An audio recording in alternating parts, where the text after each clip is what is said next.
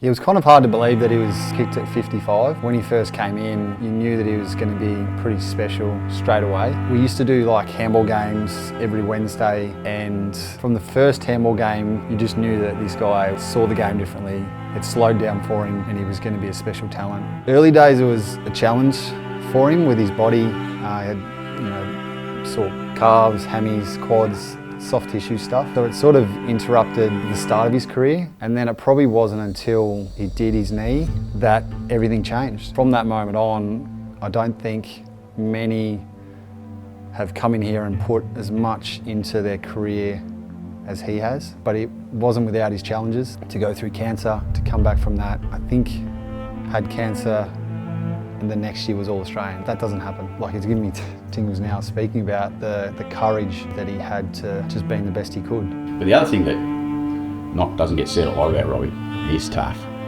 Like, he was tough in the contest. Have a look at that. Robbie Gray sums up the attitude of Port Adelaide, leading by 58, body still on the line.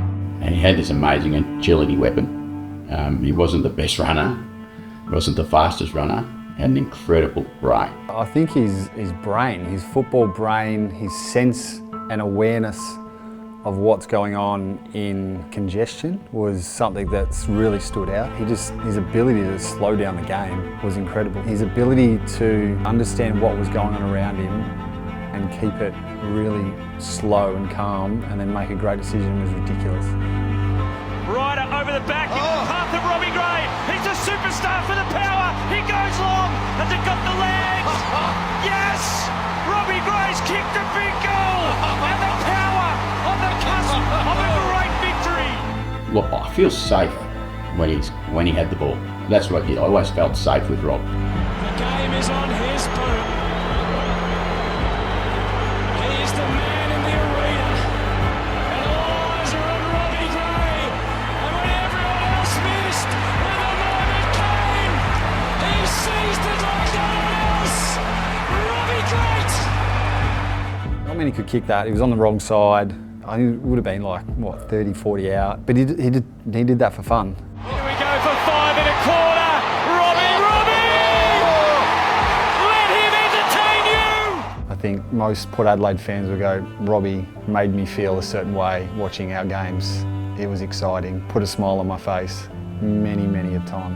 I love the fact that Robbie values family incredibly close, and Belle and the 3 kids, he's an outstanding husband and father, I would imagine, as much as he is an outstanding footballer, and that's the biggest tip you can get. He's an amazing dad, amazing husband, amazing son, and incredible friend and teammate.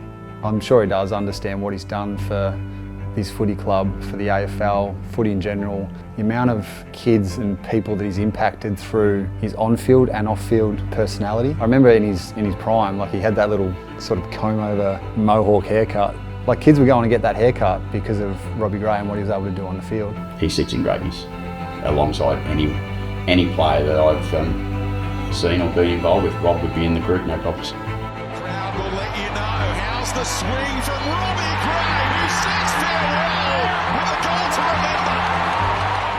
remember. This is the one thing that I love most about Robbie, almost come on the day he retired.